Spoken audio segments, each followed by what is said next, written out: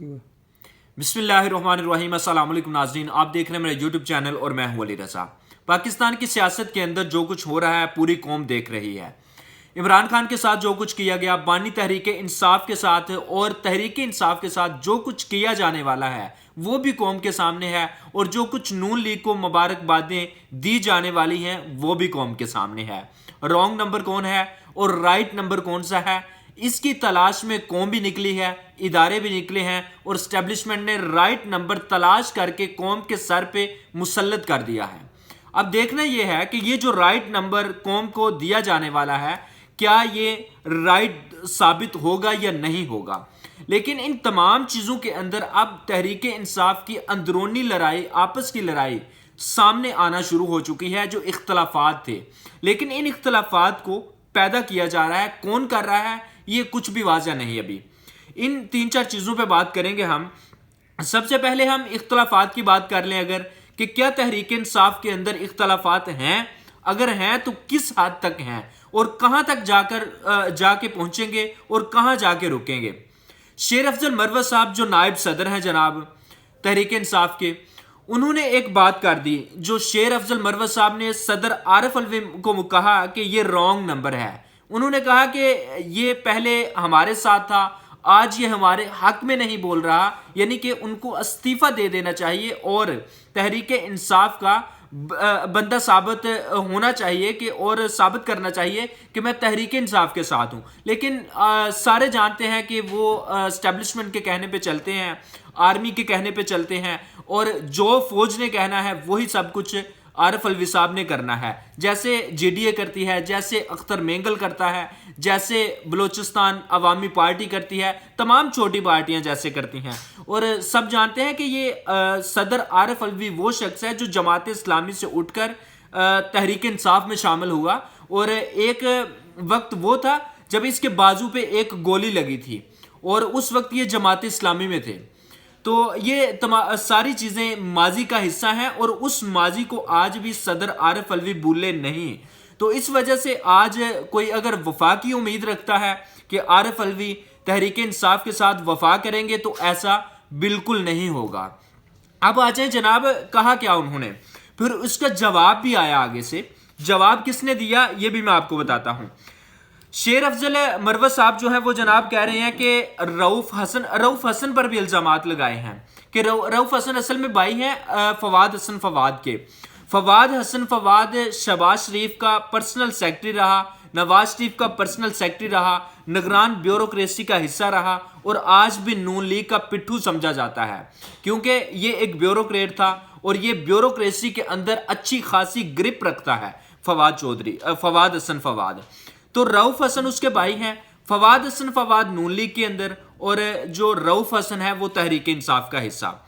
जो शेरानी ग्रुप है उसको भी अलहदा तहरीक इंसाफ से रऊफ हसन ने ही करवाया था।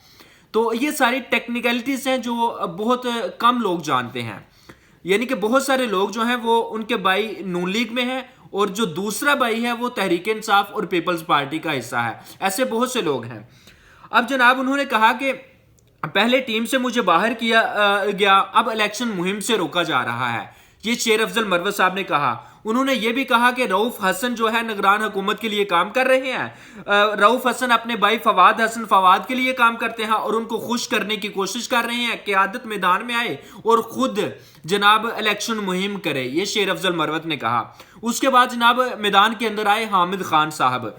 तो हामिद खान साहब ये बानी कारकुन जो है उनमें शामिल हैं, पीटीआई के बानियों में इनका शुमार होता है। तो उन्होंने जनाब जवाब दिया कि हामिद खान साहब ने कि शेर अफजल के जो बयानात हैं उनकी हम तरदीद करते हैं और हम शेर अफजल मरवत को नहीं जानते, यानी कि जो कानूनी टीम है तहरीक इंसाफ की वो शेर अफजल मरवत को साइड खुड्डे लाइन लगाने की कोशिश कर रही है।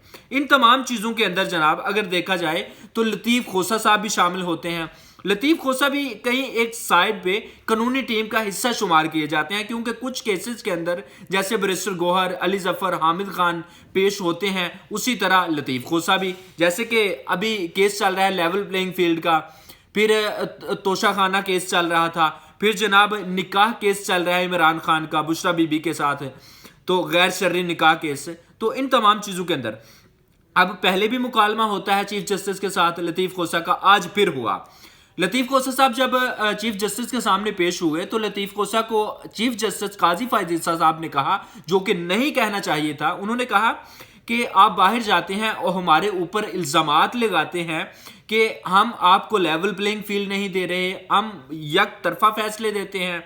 तो इस पर आगे से लतीफ़ खोसा भी बोले, उन्होंने कहा कि मैंने कहा, लेकिन मैं इससे इनकार नहीं करता, लेकिन ये एक हकीकत है, ये बातें हुई, उन्होंने तासर दिया, इनडायरेक्टली ये बातें की गई। लेकिन आगे से जनाब जो बातें होती हैं हमारी कानूनी टीम की, फिर चीफ जस्टिस की जो बात थी, उन्होंने कहा कि अगर आपने इस समाअत को मानना है, अगर आपने हमारे फैसलों को मानना है तो मान लो, अगर नहीं मानना तो आपकी मर्जी। ये जनाब chief justice of Pakistan supreme court के जो चीफ जस्टिस हैं, आला अदलिया आप कह लें कि अदालत उज़्मा के जो चीफ हैं, उन्होंने ये बात की कि आपको इंसाफ मिल रहा है तो ठीक है, नहीं मिल रहा तो बाहर में जाएं। यानी कि इंसाफ, कानून और आइन पाकिस्तान के अंदर, पाकिस्तान के इदारों के अंदर, और जो हमारे सुप्रीम लीडर्स हैं, सुप्रीम क़यादत है, वहां एग्जिस्ट ही नहीं करता। अब देखें क्या होगा आगे, कुछ नहीं पता।